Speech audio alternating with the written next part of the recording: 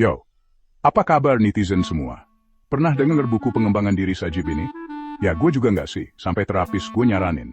Katanya, ketakutan gue dapat review jelek di Tokopedia itu nggak sehat. Lah siapa yang tahu? Buku ini kayak kue keberuntungan filosofis. Penuh nasihat nggak jelas tentang menemukan kebahagiaan dengan tunggu dulu. Nggak peduliin omongan orang. Wow, inovatif banget ya. Kayak nyuruh tukang nasi goreng di Blok M buat seneng aja dan cuekin tukang tagih sewa. Tapi ya, gue bukan Jokowi sih. Mungkin ini cara berani yang ampuh. Mungkin kalau gue jalan-jalan sambil bawa durian di kantong dan berhenti pura-pura suka band indie, gue bakal nemuin kebahagiaan sejati. Atau mungkin, cuma mungkin, buku ini mending dibiarin aja di rak toko buku, di sebelah buku How to Make Friends and Influence People. Tahu kan? Toko buku yang jual roti alpukat kemahalan dan isinya orang-orang sok ngerti Nietzsche. Jujur aja nih teman-teman. Buku ini tuh kayak surat cinta buat orang-orang yang hidupnya cuma makan tidur pamer. Tahu kan, tipe yang suka brunch meditasi, terus nyelipin kata mindfulness di setiap obrolan. Mereka ngakunya jiwa bebas, tapi panik kalau fotokopi artisan mereka nggak sempurna di Instagram. Dan jangan bahas soal menemukan tujuan hidup. Minggu lalu, barista gua bilang tujuan hidupnya itu nyeduh kopi etis dengan sepenuh hati. Tujuan hidup gua?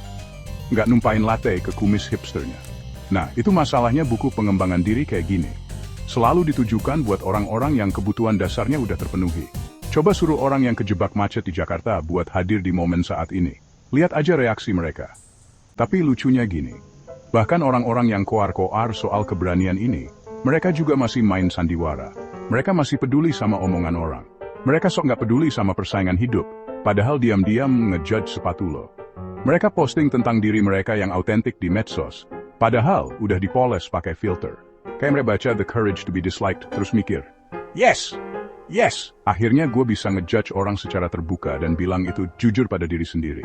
Gue sih setuju sama pengembangan diri. Tapi jangan bohongi diri sendiri juga. Keberanian ini, gampang diucapin, susah dilakuin. Apalagi kalau dikelilingin orang yang ngejudge setiap gerak-gerik lo. Jadi, intinya apa?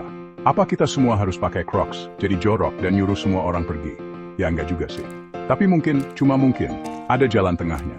Mungkin keberanian sejati itu bukan soal dibenci semua orang, tapi soal nyaman sama diri sendiri. Walaupun itu artinya masih sedikit peduli sama omongan orang.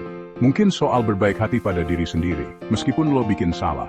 Dan mungkin, cuma mungkin, soal menertawakan semua absurditas ini. Karena ya, setidaknya kita bukan orang yang nulis buku pengembangan diri kan?